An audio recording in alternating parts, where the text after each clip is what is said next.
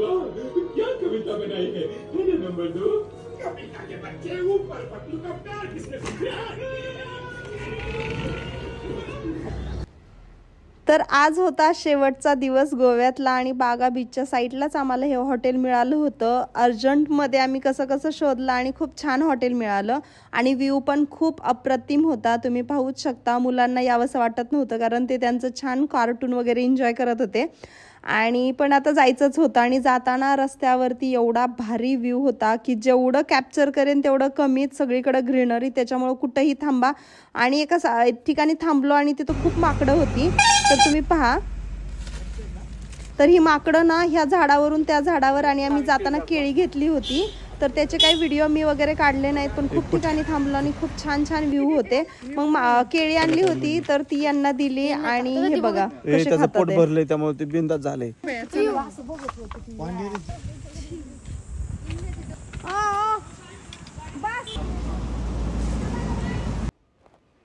हे बघून तर मुलं एवढी खुश झाली आणि त्यातून हे नजारे एवढं भारी वाटत होतं की विचारायचंच नाही. बरं, माकडांना तर खायला दिलं, पण आम्हाला भूक लागली होती म्हणून आम्ही या ठिकाणी थांबलो होतो.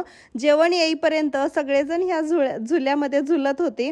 आमचे जे मित्र होते तर ते ना इथं म्हणजे फोटो वगैरे काढून झुल्यामध्ये छान एन्जॉय करून ऑर्डर देऊन ते गेले होते साईडला. एका ठिकाणी तांदूळ मिळत होतं तर तिकडं ते तांदूळ आणायला गेलते. त्याच्यामुळं मग मी इथं थोडेफार व्हिडिओज घेतले आणि जेवण वगैरे केलं. आता मित्र होते त्याच्यामुळे खूप जास्त क्लिप्स वगैरे घेता आल्या नाहीत, व्हिडिओ काढता आला नाही.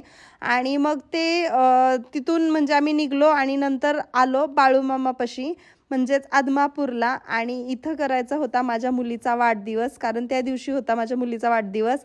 आणि याच्यापेक्षा छान अजून आनंद काहीच असू शकत नाही. मी पहिल्यांदाच इथं आले होते आणि एवढं छान फिलिंग होतं की काय सांगू तुम्हाला.